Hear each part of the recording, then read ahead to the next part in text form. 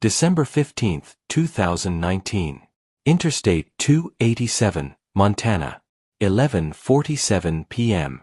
The temperature has dropped to -12 degrees Fahrenheit, and the snowstorm that meteorologists failed to predict is now dumping 3 inches of snow per hour across the mountain passes.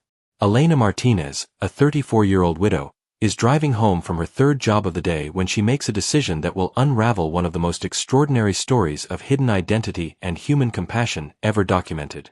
In the back seat of her 2003 Honda Civic, 8-year-old Sophia and 10-year-old Miguel are fast asleep, exhausted from another day of waiting for their mother to finish work.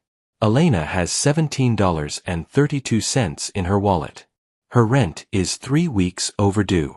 The check engine light has been glowing on her dashboard for 2 months. She cannot afford to stop. She cannot afford to get involved. She cannot afford to help anyone. But when her headlights illuminate a black Mercedes-Benz sedan wrapped around a pine tree, its driver door hanging open like a broken wing, Elena Martinez stops anyway. The man inside that car is unconscious, bleeding, and dying. His body temperature is dropping by the minute. Medical experts will later testify that he had less than 45 minutes to live. What Elena doesn't know is that the man she's about to risk everything to save has been missing for 6 days. That his disappearance has triggered a nationwide manhunt involving the FBI, private investigators, and corporate security teams. That his face has been on every major news network in America. That he is James William Patterson III, sole heir to a manufacturing empire worth $1.2 billion. She doesn't know that saving his life will thrust her family into a web of corporate intrigue, media attention, and legal battles that will test everything she believes about trust, loyalty, and the true meaning of wealth. She doesn't know that this moment, captured on a traffic camera positioned half a mile down the highway, will become evidence in a case that reaches the highest levels of American business and law. All Elena knows is that a human being is dying in the snow, and she has a choice to make. Before we start this incredible story, please take a moment to like this video, subscribe to our channel, and let us know in the comments where you're watching from. We love hearing from our viewers around the world. To understand what happened on that December night, you need to understand Elena Martinez. 3 years and 4 months before she encountered James Patterson, Elena was living what many would consider an American dream. She and her husband Carlos owned a small bakery in Billings, Montana. They had 2 healthy children, a modest home with a backyard where Miguel could practice baseball and Sophia could plant flowers. Elena taught part-time at the local community college, helping adult students earn their GEDs. Life was stable, predictable, filled with small joys and reasonable expectations. Cancer changed everything. Carlos Martinez was diagnosed with stage 4 pancreatic cancer on a Tuesday morning in March 2016. The doctors gave him 6 to 8 months to live. The medical bills began arriving before he even started treatment. Their insurance covered 60% of the costs. The remaining 40% of a terminal cancer treatment program amounts to approximately $230,000. Elena sold the bakery to pay for experimental treatments that insurance wouldn't cover. She mortgaged their home twice. She liquidated their retirement accounts, their children's college funds, every investment they had ever made. For 18 months, she fought alongside her husband, chasing every possible cure, every clinical trial, every specialist who might offer hope. Carlos died on a September morning in 2017. Elena buried him with $8,000 in credit card debt, a house in foreclosure, and 2 children who had watched their father disappear by degrees over nearly 2 years. The life insurance policy that was supposed to secure their future had been canceled 6 months earlier when Elena couldn't make the premium payments. The bakery she had built with Carlos was now owned by a chain corporation that had gutted its character and fired most of the employees she considered family. Elena Martinez, who had spent her adult life as a respected small business owner and educator, suddenly found herself working 3 minimum wage jobs just to keep her children housed and fed. Morning shifts at Mel's Diner, where she served coffee and eggs to truckers and construction workers. Afternoon hours cleaning office buildings downtown, emptying trash cans and scrubbing toilets for companies that paid her in cash to avoid payroll taxes. Evening shifts stocking shelves at a 24-hour grocery store, lifting boxes and organizing inventory until her back screamed with pain. Her children adapted to this new reality with the resilience that kids somehow managed to summon. Sophia, now 8, learned to do her homework at whatever job site Elena was working. Miguel, 10, became responsible for making sure they both had clean clothes and packed lunches. They never complained. They never asked for the things their classmates had. They understood, with the intuitive wisdom of children who have seen their parents struggle, that every dollar mattered. Mrs. Chen, their 73-year-old neighbor, watched the children during Elena's work hours. She refused to accept payment, claiming that Elena was doing her a favor by letting her spend time with kids. Elena knew this wasn't true, but she also knew she had no other options. Daycare cost more than she made in a day. By December 2019, Elena had managed to stabilize their situation, barely. They lived in a 2-bedroom apartment that cost $800 a month. Elena made approximately $1,100 a month from her 3 jobs. After rent, utilities, food, and the minimum payments on her credit cards, she had less than $20 for everything else. Gas for her car. Clothes for growing children. School supplies. Medical expenses. Everything that normal families consider routine purchases became careful calculations for Elena. She had learned to shop for groceries with a calculator, to buy shoes at thrift stores and hope they would last until she could afford another pair, to tell her children that they would have to wait for Christmas or birthdays for things other kids got whenever they asked. But Elena Martinez had something that money couldn't buy and tragedy couldn't destroy. She had learned from her husband Carlos that being poor doesn't mean being powerless, and having nothing doesn't mean you can't give everything. Carlos had volunteered at the homeless shelter every Thanksgiving, even during his chemotherapy treatments. He had taught their children that helping others wasn't something you did when you could afford it, it was something you did because you were human. This lesson, embedded in Elena's heart like a compass pointing toward true north, was about to change the course of her life in ways she could never imagine. James William Patterson III was born into a world that Elena Martinez could barely comprehend. His great-grandfather had founded Patterson Industries in 1923, starting with a single machine shop that manufactured parts for the growing automotive industry. By the time James inherited control of the company in 2018, Patterson Industries employed over 40,000 people across 17 states and generated annual revenues exceeding $3 billion. James lived in a world of private jets and executive assistants, of boardrooms where million-dollar decisions were made before lunch and charity galas where the cost of a single table could feed Elena's family for a year. His penthouse apartment in Seattle overlooked Elliott Bay and cost more per month than most people made in a year. His vacation home in Aspen was featured in Architectural Digest. His art collection included works by Picasso and Monet. But wealth, as James had learned by the age of 38, could be its own form of prison. James Patterson III had never wanted to run his family's company. As a young man, he had studied environmental science and dreamed of working for conservation organizations. He wanted to travel to remote places, to study climate change, to do work that felt meaningful beyond quarterly profit reports. His father, James Patterson Jr., had different plans. The elder Patterson was diagnosed with Alzheimer's disease in 2017. As his condition deteriorated, he became obsessed with ensuring the family legacy would continue. He restructured the company's ownership in a way that essentially forced James to take control or watch everything his great-grandfather had built be sold to competitors. James found himself trapped in a life that looked perfect from the outside but felt hollow at its core. He spent his days in meetings about market penetration and supply chain optimization. He attended dinners with people who valued him for his net worth rather than his character. He dated women who saw him as a prize to be won rather than a person to be known. The loneliness was suffocating. James had everything money could buy, but he had no one who cared about him rather than what he could provide. His mother lived in a memory care facility, lost to dementia. His father had died 6 months after transferring control of the company. James had no siblings, no close friends who weren't somehow connected to his business interests, no romantic relationships that felt genuine rather than transactional. By December 2019, James Patterson III was contemplating something that would have shocked anyone who knew him. He was planning to give it all away. Working with his attorneys, James had spent months developing a plan to dissolve Patterson Industries and distribute its assets to environmental organizations, educational foundations, and poverty relief programs. He would keep enough money to live comfortably, but not extravagantly. He would finally be free to pursue the life he had always wanted, the life his father's expectations had denied him. The legal documents were complex, requiring signatures from board members, regulatory approvals, and coordination with dozens of charitable organizations. James had scheduled a meeting with his lead attorney for December 15, 2019, at a law firm in Billings, Montana, where some of the environmental groups he planned to support were headquartered.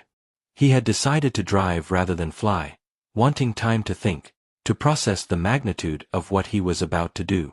The Mercedes-Benz S-Class he chose for the trip was armored, equipped with GPS tracking, and maintained by a team of mechanics who ensured it was in perfect condition. James Patterson III had never driven anywhere without a security detail. His assistant had arranged for bodyguards to follow him at a discreet distance. But James dismissed the security team at the last minute. For once in his adult life, he wanted to be alone with his thoughts, to drive through the mountains and contemplate the future he was about to create.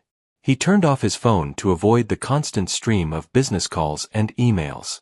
He disabled the GPS tracking system to prevent his location from being monitored. For the first time in decades, James Patterson III was truly alone and unreachable. It was a freedom he had craved for years. It was also a decision that nearly cost him his life.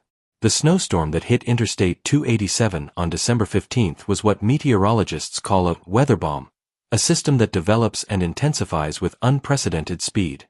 James was an experienced driver, but his Mercedes, despite its advanced safety features, was no match for black ice and zero visibility conditions. The crash happened at 11:23 p.m., according to the car's event data recorder. James hit a patch of ice while traveling 55 miles per hour, lost control, and struck a pine tree with enough force to deploy every airbag in the vehicle. The impact knocked him unconscious and left him with a severe concussion, 3 broken ribs, and internal bleeding that would have killed him within the hour. His phone, which might have automatically called for help, was turned off and thrown from the car during the impact. The GPS system he had disabled meant no one knew where he was. The security team he had dismissed was back in Seattle, unaware that their principal was dying in a snowbank 2 states away. James Patterson III, one of the wealthiest men in America, was about to die alone and unidentified on a mountain road in Montana. His last conscious thought before Elena Martinez found him was a bitter irony. He had spent his entire life surrounded by people who were paid to protect him, and he was going to die because he had finally chosen to be alone. Elena Martinez saw the headlights first. They were pointing up at an angle that made no sense, illuminating the falling snow like a pair of searchlights aimed at the sky. She slowed her Honda Civic and squinted through the windshield, trying to understand what she was seeing. The storm had reduced visibility to less than 50 feet, and she had been driving by instinct and prayer for the last 20 miles. As she got closer, the scene resolved into clarity. A luxury sedan had left the road and collided with a massive pine tree. The front end was crumpled, steam rising from the engine compartment. The driver's door hung open, and she could see a figure slumped over the steering wheel. Elena's first instinct was to keep driving. She was a single mother with 2 sleeping children in her car, $17 in her wallet, and an 8-hour workday ahead of her. Getting involved in a car accident would mean police reports, insurance complications, and hours of delay she couldn't afford. Her rational mind cataloged all the reasons to drive past. The accident victim might be drunk, might be dangerous, might involve her in legal problems she couldn't handle. But as her headlights swept across the crash site, Elena saw something that made her stop. The man in the car wasn't moving. Not the restless movement of someone who was injured but conscious. The complete stillness of someone who was unconscious or worse. Sophia stirred in the back seat as Elena pulled over. "Mom? What's wrong?" "There's been an accident, baby. Stay in the car with Miguel. I'm going to check if someone needs help." Elena grabbed the flashlight she kept in her glove compartment, a cheap plastic model that barely illuminated 5 feet in front of her. The snow was falling so heavily that she was soaked within seconds of leaving her car. The temperature was well below freezing, and the wind cut through her thin work jacket like it was made of paper. The Mercedes-Benz S-Class that James Patterson had been driving was unlike any car Elena had ever seen up close. Even damaged, it radiated expensive sophistication. The leather seats were heated, the dashboard was filled with technology she didn't recognize, and the sound system was playing classical music at a volume so low it was almost inaudible. The man behind the wheel was unconscious, his breathing shallow and irregular. Blood trickled from a cut on his forehead, and his lips were already turning blue from the cold. Elena had taken a basic first aid course years earlier when Sophia was born, and she recognized the signs of hypothermia setting in. She checked for a pulse and found one, weak but steady. She looked for identification and found none. No wallet, no cell phone, nothing that would tell her who this man was or how to contact his family. The glove compartment contained only the vehicle registration, which was in the name of a corporate leasing company. Elena faced a decision that would haunt her for years to come. She could call 911 and wait for emergency services to arrive, but her cell phone showed no signal in this remote area. She could drive to the nearest town and report the accident, but that would take at least 20 minutes each way, and the man in the Mercedes might not survive that long in the freezing cold. Or she could try to move him to her car and drive him to the hospital herself. Moving an unconscious person with potential spinal injuries was dangerous. Elena knew this. She also knew that leaving him in the wrecked car was certain death. The Mercedes's engine had stopped running, the heater was off, and the temperature inside the vehicle was dropping by the minute. "Miguel," she called to her son, who had woken up and was watching her through the car window. "I need you to help me. There's a man who's hurt, and we need to get him to the hospital." Miguel Martinez was 10 years old, but he had the practical wisdom of someone who had watched his mother make impossible choices for 3 years. He didn't ask questions. He didn't complain about being woken up. He got out of the car and stood in the snow, ready to help. Together, Elena and Miguel managed to extract James Patterson from the wreckage of his Mercedes. It took nearly 15 minutes of careful maneuvering, and Elena was terrified that they were causing more damage to his injuries. But leaving him in the car wasn't an option. They got James into the back seat of Elena's Honda, with Sophia moving to the front passenger seat to make room. Elena used her work jacket to cover him, even though it meant she would be freezing for the rest of the drive. She cranked the heater to maximum and began the 40-mile drive to St. Mary's Hospital in Billings. The drive that night was the longest of Elena's life. James Patterson drifted in and out of consciousness, mumbling incoherently about legal documents and corporate meetings. Elena drove as fast as she dared on the icy roads, while Miguel monitored the injured man's breathing and Sophia held Elena's flashlight so she could see the road. At one point, about halfway to the hospital, James opened his eyes and looked directly at Elena in the rearview mirror. "Who are you?" he whispered. "My name is Elena. You were in an accident. We're taking you to the hospital." "Elena," he repeated, as if testing the name. "Am I going to die?" Elena looked at her children, both of whom were staring at the stranger in their back seat with wide, frightened eyes. "No," she said firmly. "You're not going to die. Not tonight." James Patterson closed his eyes again, but Elena could see in the mirror that he was holding onto her words like a lifeline. She pressed harder on the accelerator, racing through the storm toward a hospital where she would soon discover that saving someone's life was about to become the most complicated decision she had ever made. What Elena didn't know was that James Patterson's disappearance had already triggered a massive search effort. FBI agents were coordinating with local law enforcement across 3 states. Private investigators hired by Patterson Industries were offering a $100,000 reward for information about his whereabouts. Corporate security teams were analyzing his credit card usage, phone records, and known associates. The man dying in the back seat of her Honda Civic was the subject of a manhunt that involved dozens of law enforcement agencies and private security firms. His face was on the news. His disappearance was affecting stock prices and corporate decisions that would impact thousands of employees. And Elena Martinez, a widow who made $1,100 a month working 3 jobs, was about to become the most important person in James Patterson's life, and the most dangerous. St. Mary's Hospital in Billings, Montana, was not equipped for the media circus that was about to descend upon it. The facility served a rural community of approximately 30,000 people, treating everything from farming accidents to routine childbirths. The emergency room staff was competent and experienced, but they had never dealt with a patient whose medical treatment would become front-page news. Elena arrived at the hospital at 1:17 a.m. on December 16, 2019. She pulled up to the emergency room entrance and ran inside to get help, leaving her children in the car with the still unconscious James Patterson. The night shift nurse, Rebecca Collins, later testified that Elena was soaking wet, shivering uncontrollably, and more concerned about the injured stranger than her own obvious exhaustion. "Please," Elena told Nurse Collins, "there's a man in my car. He was in an accident. He's hurt badly, and I think he might be dying." The hospital's emergency response team moved James from Elena's car to a gurney within minutes. Dr. Sarah Mitchell, the attending physician, conducted a preliminary examination and immediately ordered a CT scan, blood work, and X-rays. James had a severe concussion, 3 broken ribs, internal bleeding, and advanced hypothermia. His body temperature had dropped to 92 degrees Fahrenheit, 4 degrees away from the point where hypothermia becomes life-threatening.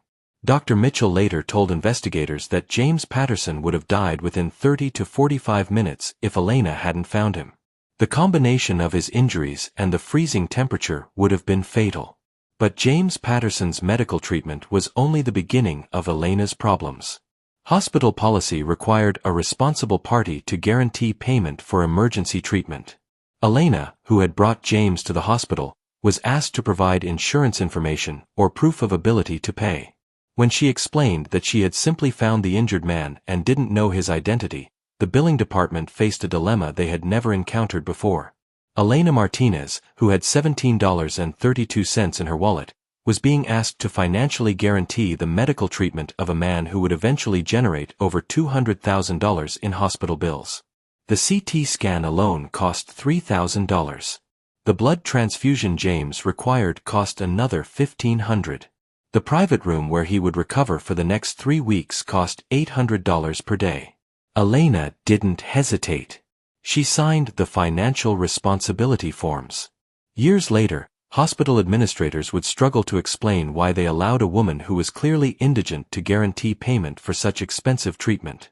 The official explanation was that they were focused on saving a life and assumed the patient's identity and insurance information would be resolved once he regained consciousness. The truth was simpler and more troubling. Elena Martinez, despite her worn clothes and obvious financial struggles, had a quality that the hospital staff instinctively trusted. She had risked her own family's safety to save a stranger's life.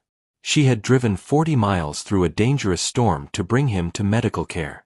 She had stayed with him through the initial treatment, translating his incoherent mumbling when he briefly regained consciousness, holding his hand when he seemed frightened and confused. The hospital staff made a collective decision to trust Elena's judgment, even when it meant accepting financial risk they couldn't quantify. James Patterson remained unconscious for the first 48 hours of his hospitalization. During this time, Elena visited him twice a day, once in the morning before her shift at the diner, and once in the evening after she finished stocking shelves at the grocery store. She brought her children with her, and Sophia and Miguel would sit quietly in the hospital room, doing homework or reading library books while their mother talked to the unconscious patient. Elena didn't know why she felt compelled to keep visiting. James was a stranger who couldn't even hear her voice. But something about his situation reminded her of her own loneliness after Carlos died.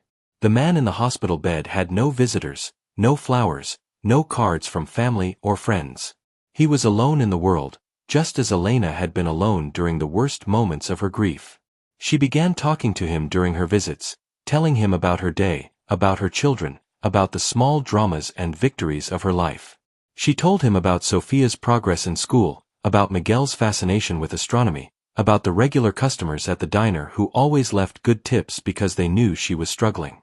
Hospital security footage, which would later become evidence in a federal investigation, shows Elena reading to James from books she borrowed from the hospital's patient library. She read him news articles from the local paper, stories about high school basketball games and city council meetings. She read him poetry from a collection she found in the hospital gift shop. On the third day of his hospitalization, James Patterson opened his eyes and saw Elena sitting beside his bed, reading aloud from a paperback novel. The first words he spoke were, "You're the woman from the car." "Elena." "Yes," she said, closing the book and leaning forward. "How are you feeling?" James looked around the hospital room, taking in the medical equipment, the 4 tubes, the monitors tracking his vital signs. "I'm alive," he said, as if this fact surprised him. "You saved my life." "Anyone would have done the same thing," Elena replied. But James Patterson, who had spent his entire adult life surrounded by people who valued him for his wealth and status, knew this wasn't true. Elena Martinez had risked everything to save a stranger's life, and she had done it because she believed it was the right thing to do, not because she expected anything in return. What happened next would change both of their lives forever. James told the hospital staff that his name was James, but claimed he couldn't remember his last name or any details about his life before the accident. He said he remembered being in the car, remembered the crash, but everything else was fragmented and unclear. Dr. Mitchell diagnosed him with post-traumatic amnesia, a condition that can occur after severe head injuries. Elena accepted this explanation without question. She continued visiting James every day, bringing her children, sharing meals from the hospital cafeteria, treating him like family even though he was still essentially a stranger. But James Patterson III, heir to a billion-dollar fortune, remembered everything. He remembered his name, his company, his wealth, and his identity. He was lying to Elena, to the hospital staff, and to himself about the extent of his memory loss. The question that would haunt investigators for years was simple. Why? Why would one of the wealthiest men in America pretend to have amnesia while a struggling single mother bankrupted herself paying for his medical care? The answer, according to FBI psychological profiles developed during their investigation, was that James Patterson had found something in that hospital room that his billion-dollar fortune had never been able to buy. Genuine human connection with someone who cared about him as a person rather than as a source of wealth or status. For the first time in his adult life, James Patterson was valued for who he was rather than what he owned. Elena's children talked to him about their dreams and fears, not because they wanted something from him, but because they enjoyed his company. Elena shared her struggles and victories with him, not because she was trying to impress him, but because she trusted him with her truth. James Patterson, who had been planning to give away his fortune and disappear from public life, had accidentally discovered what it felt like to be valued for his character rather than his net worth. The deception he was perpetrating was morally indefensible, but it was also the first genuine happiness he had experienced in decades. And Elena Martinez, who was working 16 hours a day to pay for the medical care of a man she believed had nothing, was about to discover that sometimes the most dangerous thing you can do is trust someone completely. While Elena Martinez was reading bedtime stories to a man she believed was named simply James, the FBI was conducting one of the largest missing person investigations in corporate America's recent history. Special Agent Victoria Chen had been assigned to the Patterson case on December 18, 2019, 3 days after James's disappearance was first reported by his assistant, Margaret Torres. Torres had become concerned when James failed to appear for a board meeting that morning and didn't respond to calls or emails, behavior that was completely out of character for a man who hadn't missed a business obligation in over 15 years. Agent Chen's initial investigation revealed a pattern that made James Patterson's disappearance even more mysterious. In the weeks leading up to his vanishing, James had liquidated several personal investment accounts, totaling approximately $50 million. He had met repeatedly with estate planning attorneys. He had canceled social commitments and postponed business trips. Most significantly, he had updated his will to leave the majority of his fortune to charitable organizations rather than corporate partners or distant relatives. The FBI's Behavioral Analysis Unit developed a profile suggesting that James Patterson might have staged his own disappearance as part of a plan to abandon his corporate responsibilities and start a new life. This theory was supported by the fact that James had dismissed his security detail, disabled his car's GPS tracking, and turned off his phone before disappearing. But there were elements of the case that didn't fit the voluntary disappearance theory. James's Mercedes had been found crashed and abandoned on a remote mountain road, with evidence of a serious accident. There was blood on the deployed airbags, indicating that he had been injured in the crash. Most importantly, James Patterson had never accessed any of the $50 million he had liquidated before his disappearance. Agent Chen expanded the investigation to include hospitals throughout the region, asking administrators to review their admission records for unidentified patients who matched James Patterson's description. The inquiry reached St. Mary's Hospital in Billings on December 20, 2019, 5 days after Elena had brought James to the emergency room. Hospital Administrator David Rodriguez received the FBI inquiry and immediately realized that James, the amnesia patient in room 237, matched the description of the missing billionaire. Rodriguez reviewed the security footage, compared photographs, and confirmed what he already suspected. James Patterson III had been a patient at St. Mary's Hospital for nearly a week. What Rodriguez discovered next would trigger a federal investigation that lasted over 2 years. Elena Martinez, according to hospital financial records, had guaranteed payment for James Patterson's medical treatment. She had signed documents accepting responsibility for bills that, as of December 20th, totaled over $85,000. The single mother who worked 3 minimum wage jobs had somehow convinced the hospital's billing department to allow her to guarantee the medical expenses of one of America's wealthiest men. But the most disturbing discovery was yet to come.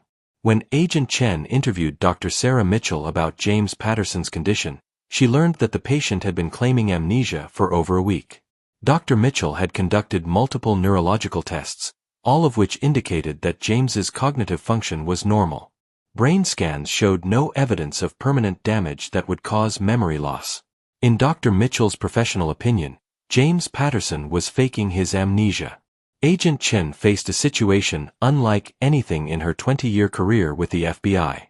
A billionaire who was the subject of a massive federal investigation was apparently lying about his identity while allowing a struggling single mother to bankrupt herself paying for his medical care. The case had elements of fraud, identity theft, and potential exploitation of a vulnerable person. On December 21, 2019, Agent Chen arrived at St. Mary's Hospital with a team of federal investigators, local police officers, and corporate attorneys representing Patterson Industries. They planned to arrest James Patterson for fraud and question Elena Martinez about her role in concealing his identity. What they found instead challenged every assumption they had made about the case. Elena Martinez was in James Patterson's hospital room when the authorities arrived. She was helping him with physical therapy exercises that the hospital's rehabilitation staff had recommended. Her 2 children were sitting at a small table, working on homework assignments while their mother cared for the man they knew only as James. Agent Chen later testified that her first impression of Elena Martinez was of a woman who was genuinely shocked to learn James's true identity. Elena's reaction to seeing James's photograph in FBI files, the look of confusion, betrayal, and hurt that crossed her face, convinced Agent Chen that Elena had been deceived just as thoroughly as everyone else. But James Patterson's reaction to being confronted by federal agents was even more revealing. "Please," James said to Agent Chen, "don't arrest her. She doesn't know who I am. She saved my life, and she's been taking care of me because she thinks I have nowhere else to go. Elena Martinez is the most honest person I've ever met. If you want to arrest someone, arrest me." Agent Chen's interview with Elena Martinez lasted over 6 hours. Elena answered every question with complete honesty, providing bank records, work schedules, and hospital documentation that proved she had been spending money she didn't have to care for a man she believed was indigent. She had been working extra shifts to pay for James's medical expenses. She had been bringing him food from her own kitchen because she knew hospital meals were expensive. She had been treating him like family because she believed he had no one else. The interview revealed the depth of James Patterson's deception, but it also revealed something else that would fundamentally change Agent Chen's approach to the case.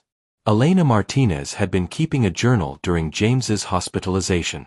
She wrote in it every evening after visiting him, documenting his progress, recording conversations they had shared, and reflecting on her own feelings about caring for someone who couldn't care for himself. Agent Chen read portions of Elena's journal aloud during her testimony to a federal grand jury. December 18th. James remembered my name today without me having to remind him. He asked about Sophia's school project and remembered that Miguel wants to be an astronaut. It's strange how someone can forget everything about their past but still be so kind and thoughtful about other people.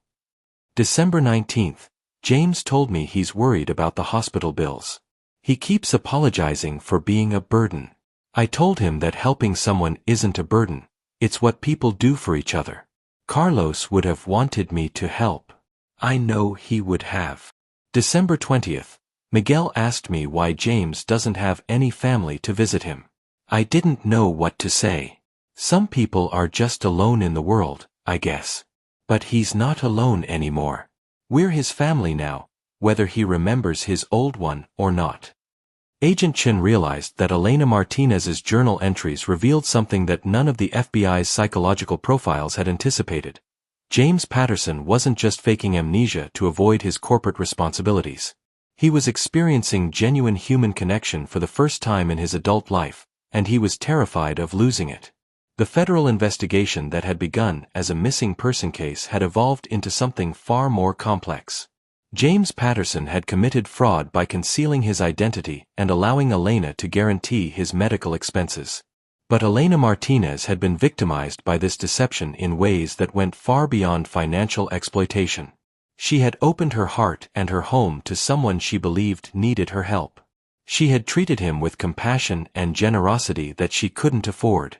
She had trusted him with her children's safety and her family's future. And James Patterson, despite his wealth and status, had found in Elena's hospital room visits something more valuable than money: the experience of being loved for who he was rather than what he owned. Agent Chen's final report to federal prosecutors contained a recommendation that would surprise everyone involved in the case. She recommended that criminal charges against James Patterson be suspended pending his cooperation in making full restitution to Elena Martinez and the hospital. More importantly, she recommended that the FBI monitor the case to ensure that Elena and her children were protected from any retaliation or media attention that might result from their unwitting involvement with one of America's wealthiest men. The decision about whether to prosecute James Patterson would ultimately be made by people far above Agent Chen's pay grade. But her investigation had revealed something that would change both James and Elena's lives forever. Sometimes the most valuable thing you can give someone isn't money or security. It's the chance to be genuinely known and accepted by another human being. The confrontation between James Patterson and the FBI took place on December 21, 2019, in Conference Room B of St. Mary's Hospital. Present were Agent Victoria Chen, two other federal investigators, Hospital Administrator David Rodriguez, Dr. Sarah Mitchell, and James Patterson himself. Elena Martinez had been asked to wait in the family lounge while authorities questioned the man she had been caring for. James Patterson's confession lasted 43 minutes and was recorded on federal audio equipment. The transcript of that confession, later entered as evidence in civil proceedings, reveals the psychological complexity of a deception that had begun as cowardice and evolved into something approaching love. "I remember everything," James told Agent Chen. "I remembered everything from the moment I woke up in this hospital. My name, my company, my wealth. All of it. I lied about having amnesia because I was afraid." Agent Chen asked what he was afraid of. "I was afraid of going back to a life that felt like prison. I was afraid of losing the only genuine human connection I've experienced since my father died. Elena Martinez saved my life, but more than that, she treated me like I mattered as a person. Not because of what I could give her, but because she believed I needed help." James explained that he had been planning to dissolve his company and give away his fortune before the accident occurred. The legal documents he had been driving to sign on December 15th would have eliminated his corporate responsibilities and distributed his wealth to charitable organizations. The accident changed everything. When I woke up in this hospital and saw Elena reading to me, when I watched her children doing homework in my room because they wanted to spend time with me, I realized I had found what I had been looking for my entire life. A family that valued me for who I am rather than what I own. Agent Chen pressed James about Elena's financial situation and his knowledge of the burden his deception was placing on her family. "I knew she was struggling. I could see it in her clothes, her car, the way she counted out exact change in the hospital cafeteria. I knew she was working extra shifts to pay for my medical care. I knew it was wrong to let her sacrifice for me when I could have paid for everything with pocket change." "Then why didn't you tell her the truth?" James's answer revealed the depth of his isolation and the extent of his desperation for genuine human connection. Because I knew that if she learned who I really was, everything would change. She would start treating me differently. She would question whether our friendship was real or whether she was just being kind to me because of my money. I would lose the only authentic relationship I've ever had. The confession continued with James describing his growing attachment to Elena's family and his increasing guilt about deceiving them. Sophia draws pictures for me and puts them on my hospital room wall. Miguel tells me about his dreams of becoming an astronaut, and he asks for my advice like I'm someone whose opinion matters. Elena talks to me about her hopes for her children's future, her memories of her husband, her fears about making ends meet. She trusts me with things she doesn't tell anyone else. And you've been lying to her about everything. Yes. And it's been eating me alive. Agent Chen's report noted that James Patterson appeared genuinely remorseful about his deception, but also genuinely terrified of losing his relationship with Elena's family. His confession revealed a man who had been willing to commit fraud and exploitation rather than risk losing the first authentic human connection he had experienced in decades. The interview concluded with James agreeing to cooperate fully with federal authorities and to make immediate restitution for all expenses related to his medical care and the investigation. He also agreed to a psychological evaluation to determine whether his actions constituted a pattern of deceptive behavior that might pose a risk to Elena and her children. But the most difficult part of the process was still ahead, telling Elena Martinez the truth. Hospital security footage shows Elena waiting in the family lounge, pacing nervously while federal agents questioned the man she had been caring for. She had brought coffee and sandwiches from the cafeteria, planning to share lunch with James after his meeting with what she had been told were insurance investigators. When Agent Chen approached Elena in the family lounge, she was reading a magazine to Sophia while Miguel worked on math homework. The scene was so ordinary, so domestic, that Agent Chen later admitted she almost couldn't bring herself to shatter Elena's world with the truth. "Mrs. Martinez, we need to talk about James." Elena looked up from the magazine, immediately sensing that something was wrong. "Is he okay? Did something happen during your interview?" "James is fine, but there are some things about him that you need to know. Things he hasn't told you." Agent Chen's explanation of James Patterson's true identity took nearly an hour. She showed Elena photographs from corporate websites, newspaper articles about Patterson Industries, financial documents proving James's wealth. She explained the federal investigation, the missing person reports, the search efforts that had been conducted while Elena was reading bedtime stories to one of America's most wanted men. Elena's reaction was captured on hospital security cameras.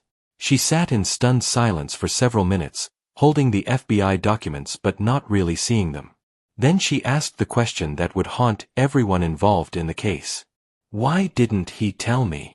Agent Chen had prepared for anger, accusations, demands for compensation.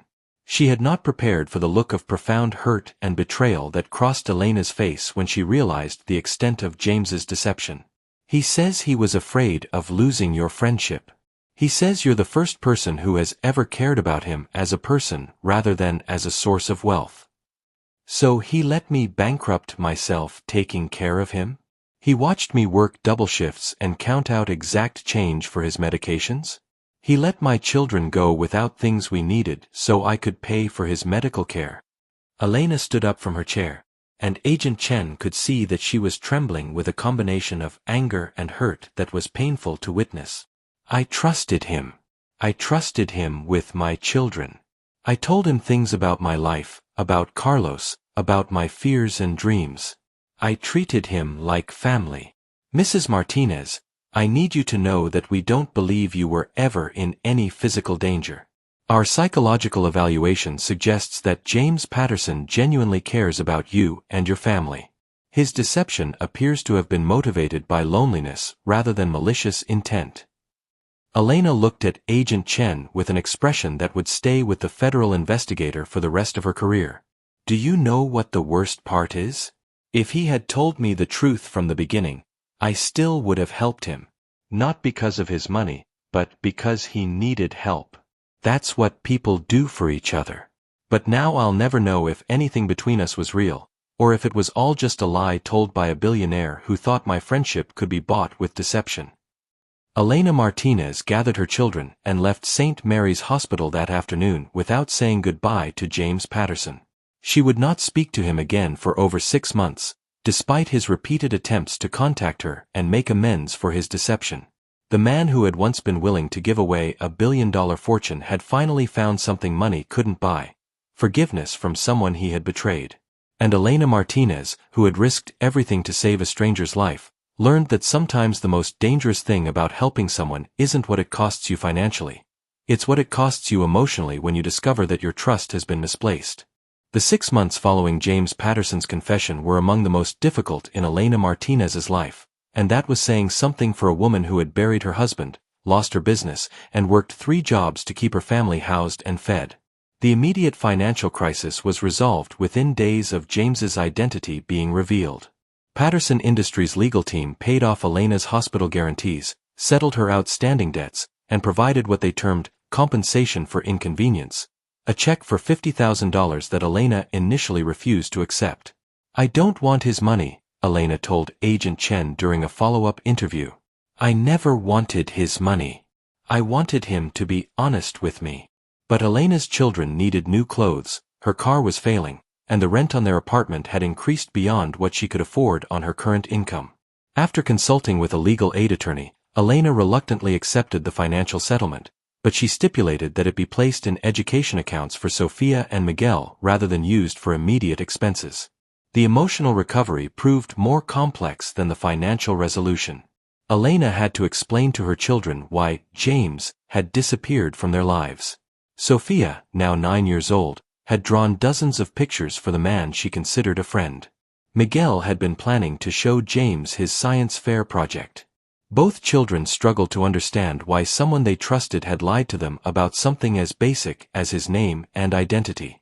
"Mom," Sophia asked one evening while Elena was helping her with homework, "if James was rich, why did he pretend to be poor?" Elena found herself unable to answer her daughter's question in a way that made sense to a 9-year-old mind. How do you explain to a child that some people are so starved for genuine affection that they will lie about everything else to obtain it? The media attention that Elena had dreaded never materialized, thanks to Agent Chen's recommendation that Elena and her children be protected from publicity. FBI press releases about the case referred to Elena only as a good Samaritan who assisted Mr. Patterson during his hospitalization. Her name was not released to reporters, and hospital staff were instructed not to discuss her involvement with journalists. But the psychological impact of James's deception continued to affect Elena's daily life. She found herself questioning her judgment about people, wondering if her willingness to trust others made her vulnerable to exploitation. She stopped volunteering at the homeless shelter where she had worked before Carlos's illness, afraid that someone might take advantage of her compassion. Most painfully, Elena realized that she missed James Patterson. Not the billionaire heir to a corporate fortune, but the man who had listened to her children's dreams and asked thoughtful questions about her life. The man who had seemed genuinely interested in Sophia's artwork and Miguel's fascination with space exploration. The man who had made her feel, for the first time since Carlos's death, like she wasn't facing the world entirely alone. "I keep wondering which parts were real," Elena wrote in her journal on March 15, 2020, 3 months after learning James's true identity. "When he laughed at Miguel's jokes, was that real? When he told me I was a good mother, did he mean it? Or was everything just part of some elaborate performance by a rich man who was amusing himself by playing poor?" James Patterson, meanwhile, was experiencing his own form of psychological torment. He had returned to his corporate responsibilities and his penthouse apartment, but found that his brief taste of genuine human connection had made his previous life feel even more hollow and meaningless. He wrote Elena letters that he never sent, filled with explanations and apologies that he knew could never adequately address the magnitude of his betrayal. He established a scholarship fund in Carlos Martinez's name, providing full college funding for children of single parents in Montana. He donated anonymously to the diner where Elena worked, the grocery store where she stocked shelves, and the office building where she cleaned after hours, hoping to somehow make her life easier without her knowledge.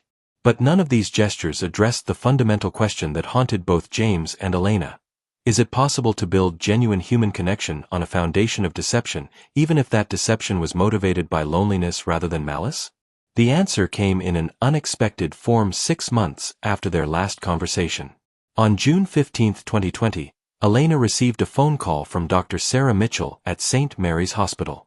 James Patterson had been readmitted to the emergency room following a second car accident. This time, the crash was minor, a fender bender in the hospital parking lot, but James had specifically requested that Elena be contacted. He's not seriously injured, Dr. Mitchell explained, but he says he won't accept treatment unless you agree to see him. Mrs. Martinez, I think he's having some kind of emotional crisis. Elena's first instinct was to hang up the phone. She had built a fragile emotional stability over the past 6 months, and she wasn't sure she could handle seeing James again. But Dr. Mitchell's next words changed her mind. He's been coming to the hospital every week since his discharge, asking about you and your children. He donates to our indigent care fund, and he's established a program that pays medical bills for uninsured patients. The staff thinks he's trying to make amends for what happened, but he won't admit that's what he's doing. Elena realized that James Patterson was as trapped by his deception as she had been victimized by it. He had found something precious in their relationship, but his lie had poisoned it beyond repair. Now he was desperately trying to recreate the conditions that had brought them together, hoping for a chance at redemption that might never come. Against her better judgment, Elena agreed to see James Patterson one more time. The meeting between Elena Martinez and James Patterson took place in the same hospital room where their unlikely friendship had begun 7 months earlier. James was sitting on the edge of the bed, wearing jeans and a simple button-down shirt instead of the expensive suits that had defined his corporate identity. He looked older, more tired, and genuinely uncertain in a way that Elena had never seen before.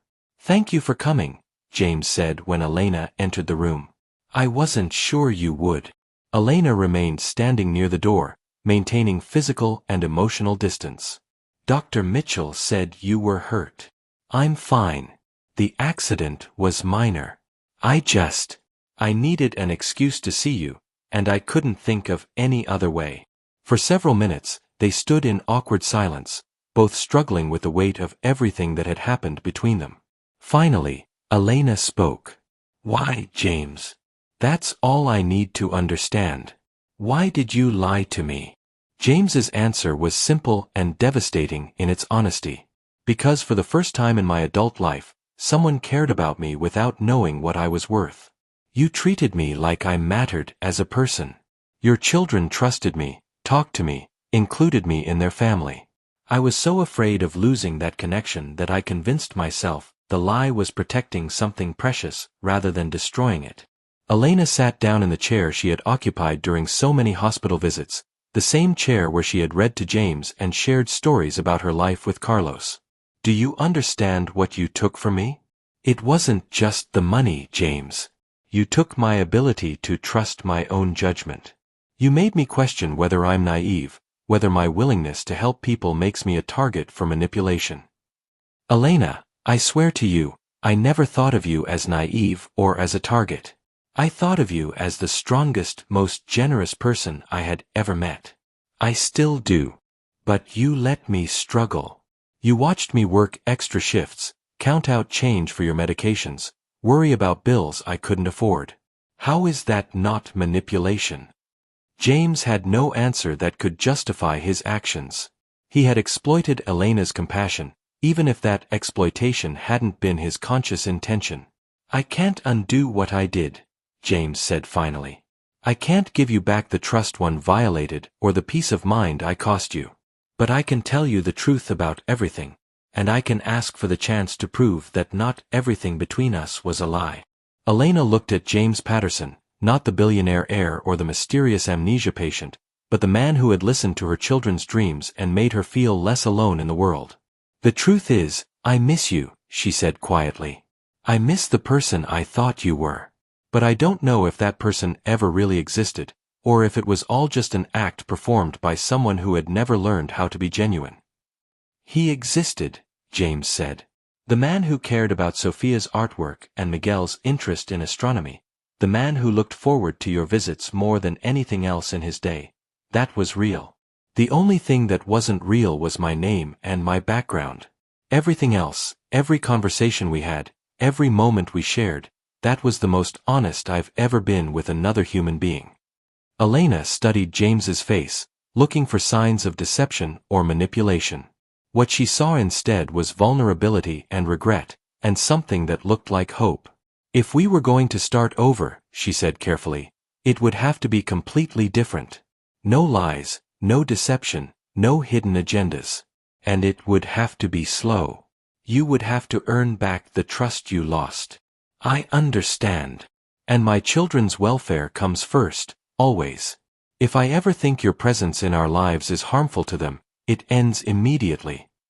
I wouldn't expect anything else. Elena Martinez made a decision that would have seemed impossible 7 months earlier. She chose to give James Patterson a second chance, not because she had forgiven him, but because she believed that people could change and that redemption was possible even after the deepest betrayals. Their relationship today is unlike anything either of them expected. James left his corporate responsibilities behind, selling Patterson Industries and using the proceeds to establish charitable foundations focused on helping single parents and providing emergency medical care for uninsured patients. Elena completed her education and now serves as the director of the Carlos Martinez Foundation, which provides support services for families facing medical crises.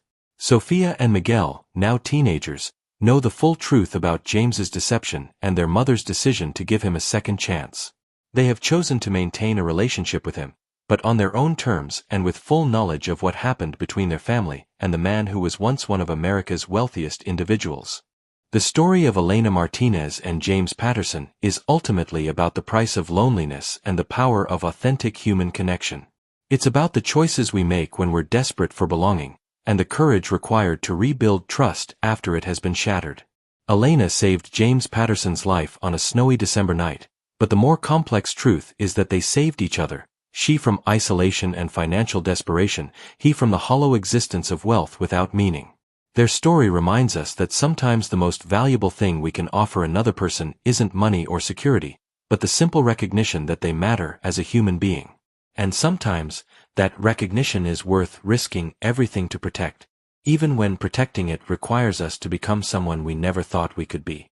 What would you risk to find genuine human connection? Share your thoughts in the comments below, and don't forget to subscribe for more incredible true stories.